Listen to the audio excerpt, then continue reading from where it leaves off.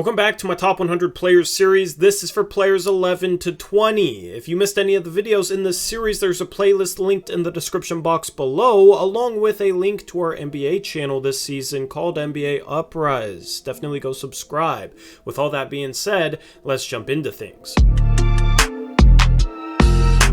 Last season, Pascal Siakam led the league in minutes per game at 37.9. And in that season, he averaged 22.8 points per game, 8.5 rebounds, and a career-high 5.3 assists, shooting 49% from the field and 34% from three. Siakam is still one of the better defensive players in the league, and he's a unique two-way threat at 6'9" who can handle the ball as well as create for others. He forms a three-headed monster at the forward positions in Toronto alongside OG Anunoby and Scottie Barnes, and Siakam is the de facto starting center going into next season for the Raptors. Siakam's a little out of position at this spot, but he certainly has the size, the length, the athleticism, and the ability to protect the rim a little bit that could make this doable long-term for the Raptors. Siakam's creative, loves his spin move on the interior to get all the way to the rim to finish, and also can shoot some step-back jumpers, and is just an all-around capable scorer. These types of forwards are very unique, and his ability to pass, score the ball, and defend makes him a top 20 player in my opinion. KarlAnthony Towns will be the starting power forward next season for the Minnesota Timberwolves as they recently traded for Rudy Gobert. It'll be interesting to see how Towns does at this spot. He's never been a great defensive player, and it shouldn't really make much of a difference whether he plays the power forward or center spot, and playing next to a Rudy Gobert caliber rim protector might make things a little bit easier on him. Offensively, Towns is one of the greatest shooting big men of all time, as he's shooting a shade under 40% from three for his career and has shot 40% or better in 4 of his last 5 seasons. He's also efficient inside the arc, shooting 58% from their last season, and he's one of the most dynamic big men who isn't freakishly athletic but is very skilled, can handle the ball, and shoot off the dribble in any type of scenario. He can also play make a bit, averaged 3.5 assists per game last year after 4.5 the 2 years prior, and it will be interesting to see if Cat can lead a team with high expectations going into next year. Donovan Mitchell was involved in a shocking trade, sending him from the Utah Jazz to the Cleveland Cavaliers, who came out of nowhere to land the All-Star guard. There were many rumors about Mitchell being a potential trade option for the New York Knicks, but that did not materialize. Instead, he heads to the Cavs where he forms a backcourt duo with Darius Garland, which is one of the best in the league. Mitchell is a go-to scorer who averaged 26 points per game, 5 assists and 4 rebounds last year for the Jazz while shooting 45% from the field and 35.5% from three. Mitchell is very sharp with his ball handling, and he's an explosive athlete that has a good first step, good quickness, and can dunk on you. And he also possesses a bit of craftiness and creativeness as a finisher around the rim, being able to contort his body and extend around rim protectors. He can also knock down threes off the dribble, likes his mid-range pull-up, and he's an all-around go-to scorer. He's been the top offensive piece for a Utah Jazz team that saw a lot of success,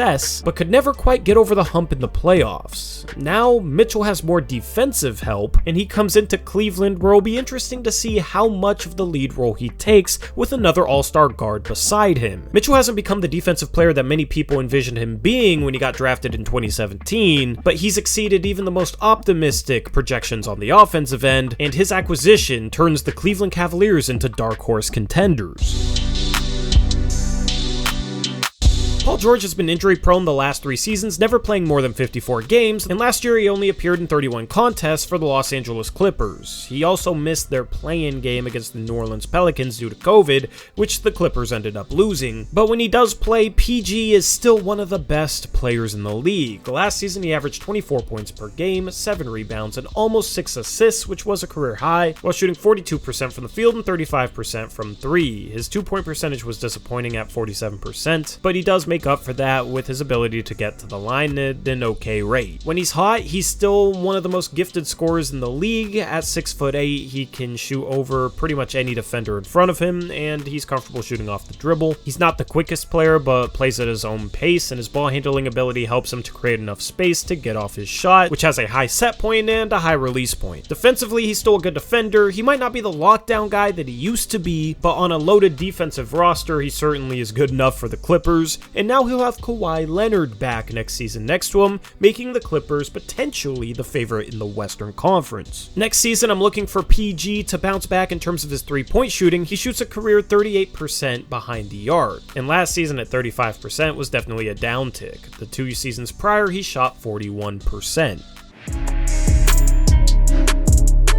Devin Booker has become the #1 guy on a championship contending team, as the Suns made the finals 2 years ago and then led the league in wins with 64 last season. While that ended disappointingly with a second-round loss to the Dallas Mavericks, Booker had a phenomenal year. While battling hamstring issues, he still managed to put together almost 27 points per game, 5 rebounds and 5 assists, while shooting 47% from the field and 38% from 3. Booker is an extremely good mid-range shooter, which would have been no surprise when projecting him coming into the league. But he's become an all-NBA guard because of the development of his ball handling ability, his capability of running pick and rolls and facilitating for others, and then being able to hit shots off the dribble. Booker wasn't quite as good attacking the rim last season. He shot 51% from 2, which was below his average of the past 3 seasons, and he didn't get to the free throw line as much, only averaging 5.3 free throw attempts per game, which is a bit below his career high. That could be explained to the hamstring issues, who knows, but at still only 25 years of age, it's certainly not any sort of decline, and I'll be interested to see how Booker's slashing game looks this year. With Chris Paul being another year older, the Suns are going to need Devin Booker to be the best version of himself he's ever been, and I think he's up to the challenge.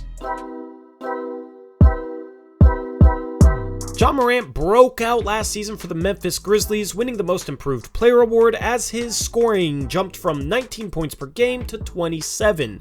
His efficiency also jumped as his field goal percentage went from 45 to 49%, which included a 2-point percentage that went from 50 to 53 and a 3-point percentage that went from 30 to 34. His 3-point shooting still needs to be better to make defenders not play his drives, as he's one of the most relentless attackers in the league, and that could be the final piece to Morant becoming a 30-point per game scorer, as if you have to guard him behind the arc. Morant shot 16 attempts inside the arc last season, while also getting to the line over 7 times per game. He arguably had the most dominant season inside the arc of any player 6'3" or smaller, and that's due to a combination of freakish athleticism, body control, and the ability to contort and finish around bigs. It is interesting how the Grizzlies were just fine without him last year. They went 20-5, but that was due to some other factors in my opinion, and overall, Ja Morant's progression last year helped the Memphis Grizzlies take the leap from a borderline playoff team to the #2 seed in the West. Now, they did lose in the second round to the eventual champion Golden State Warriors, but it was still an extremely successful season nonetheless, and a very impressive one for Morant. It'll be interesting to see if he can finally become an above-average 3-point shooter and what that might do for his game. Trey Young has developed himself into one of the most lethal scorers and passers in the league, as last season he averaged 28 points per game and almost 10 assists, while shooting 46% from the field and 38% from 3.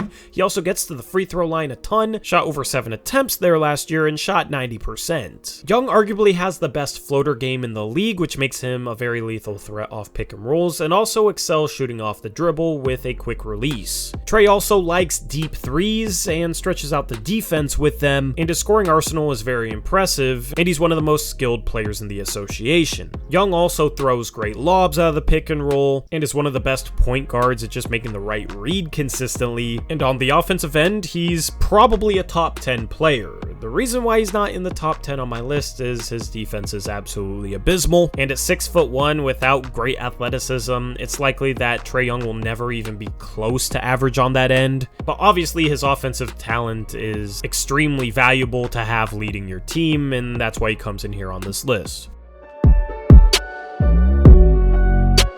Anthony Davis's 3-point shooting has cratered the past 3 seasons, as 3 years ago he shot 33%, 2 years ago he shot 26%, and last year he shot an abysmal 19%. This has had a big impact on his overall offensive game, taking a step back, as last year he only averaged 23 points per game, which is below his career average. He can still handle the ball extremely well for a 6'10" big man, and is still very solid inside the arc, shooting a variety of hook and float shots, while also being able to get all the way to the rim and finish, but he hasn't doesn't look like the same offensive player that he did a few years ago, and that could be some decline. While he's only 29 years old, Davis has been very injury prone the past couple of seasons, not playing more than 40 games, which he played last year, and it seems like he's always banged up with some sort of nagging injury. Those tend to add up over the course of a career, and it'll be interesting to see if Davis is actually on the decline, but regardless, he's still one of the best players in the league with his ability to score the ball and then his ability to defend. I don't think he's a dominant defensive player anymore, but he's still very good on that end, which is why he comes in here on this list.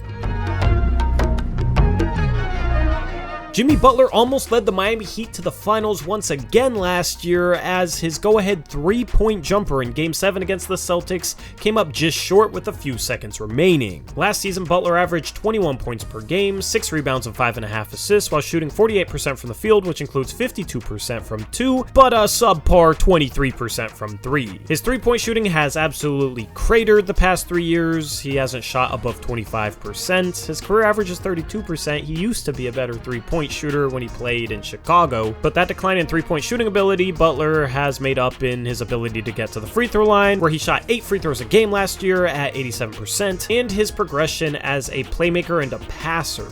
He's also one of the best offensive players in the league, and as a team leader, sets the tone from a competitiveness and an intensity standpoint. And all the intangibles and the other things is why Butler comes in here on this list amongst a ton of more talented scorers. After getting traded to the Brooklyn Nets and forming a big three with Kyrie Irving and Kevin Durant, that just didn't last for James Harden. After about a year in Brooklyn, he wanted another trade, and this time he wanted to become a Philadelphia 76er. The 76ers pulled off the trade by sending Ben Simmons to the Nets, and Harden formed a new dynamic duo in the city of brotherly love alongside Joel Embiid. Last season, Harden played 37 minutes per game and averaged 22 points, 10 rebounds, and 8 assists, while shooting 41% from the field and 33% from 3. That was definitely a downtick in his scoring, as at one point he was averaging 34 and 36 points per game for the Houston Rockets, but he's still one of the best passers in the league, averaging over 10 assists per game for the third time in his career. Harden is 33 years old, so the scoring decline could have been inevitable due to age, but he did also deal with some hamstring issues the past year or two, and also had some trouble keeping his weight in check. Now he looks like he's in shape going into the season. His hamstring should hopefully be healthy,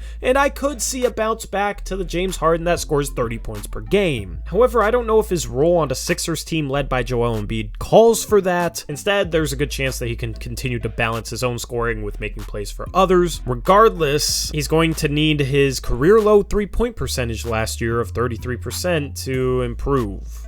That wraps up players 11 to 20. 1 to 10 will be coming later tonight, so stay tuned. Eric is also dropping a CBA related video, and then tomorrow we're jumping into our player review series. With that being said, I'm out of here. Until next time, as always, peace out. Go Blazers.